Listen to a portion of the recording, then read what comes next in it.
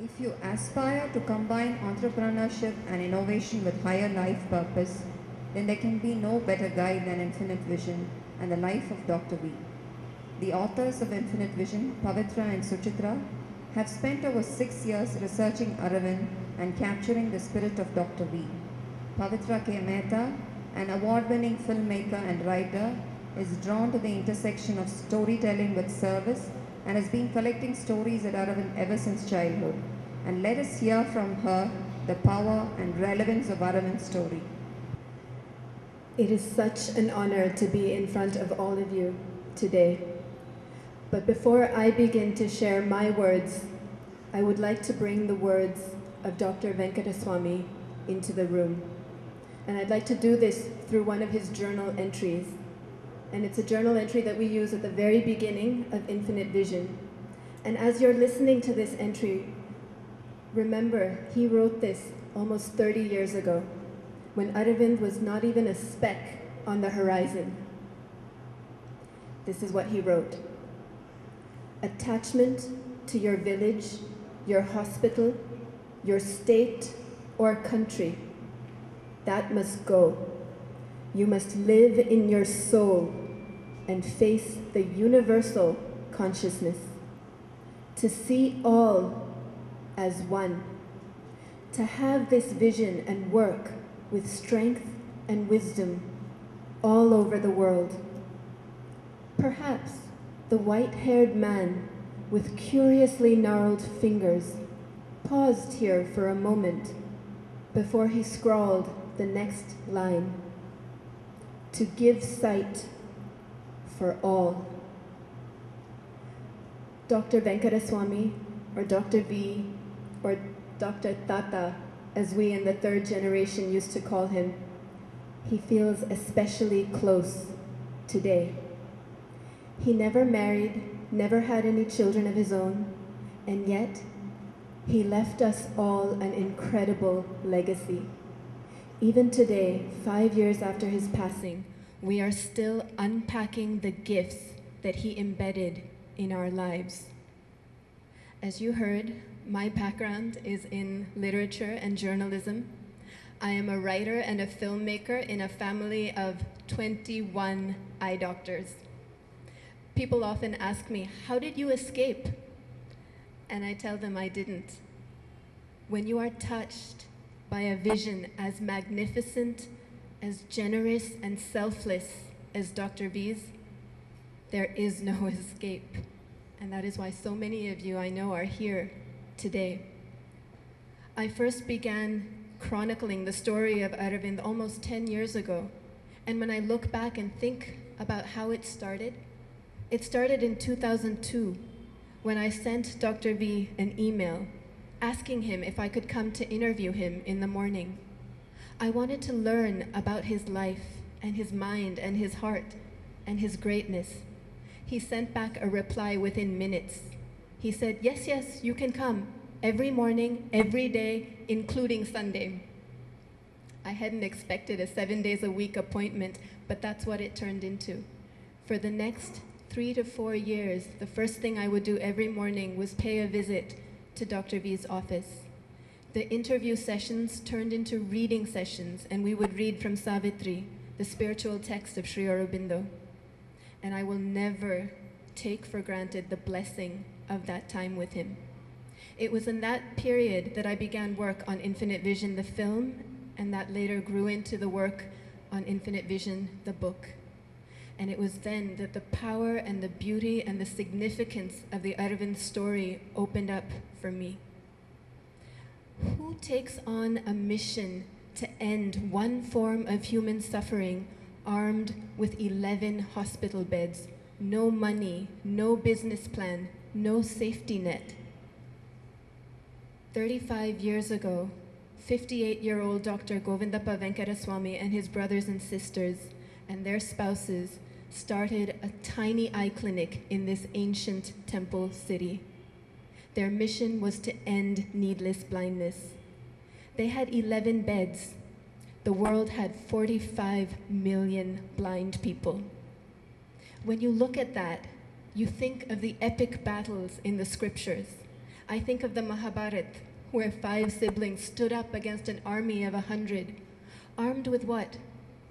Armed with goodness, with compassion, with purity of intention.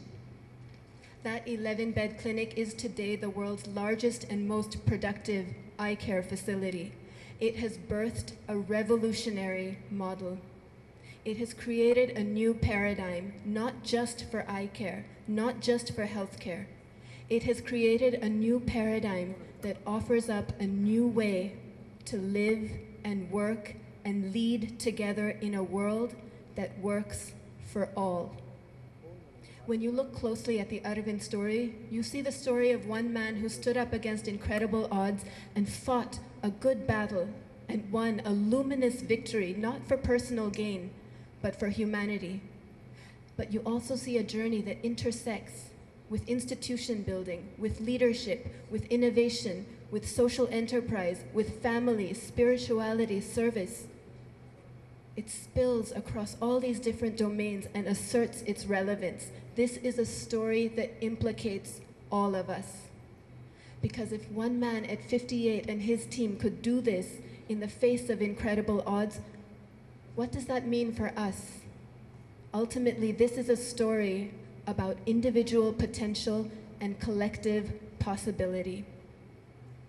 Infinite Vision, the book, seeks to really look closely at what makes Aravind possible.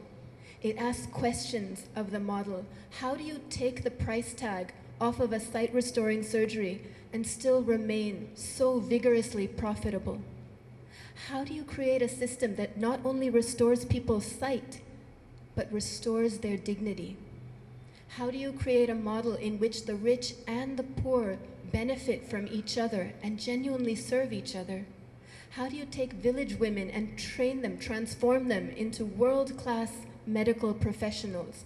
How do you replicate this? Can it be replicated? And what is it that you must try and replicate? And how do you convince 3 generations of a family to work passionately for a cause? The more we looked into it, the more we saw layer upon layer to this story. It would require something much broader and deeper than a business case or a magazine article or a newspaper article.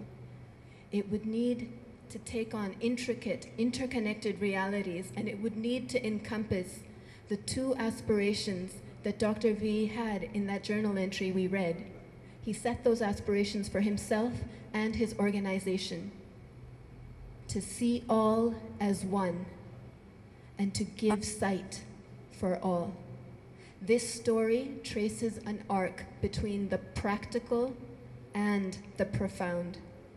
In setting out on a quest to write that story, I was joined in 2005 by a collaborator out of the blue, someone I'd never met and had spoken to only once before she arrived in Madurai, Suchitra Shenoy.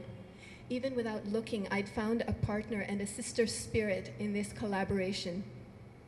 She brought so much energy and dedication to it, and 6 years later of working together, Infinite Vision is a printed and bound reality and ready to be released in the country of its birth. Suchi cannot be here today physically, but she is with us in spirit, and I know she joins me in saying that neither of us could have planned the perfect grace with which this book unfolded. Before I conclude, I just want to say one thing. I don't know many things for sure in my life, but I do know that deep within me, I knew that this book was something I was meant to work on.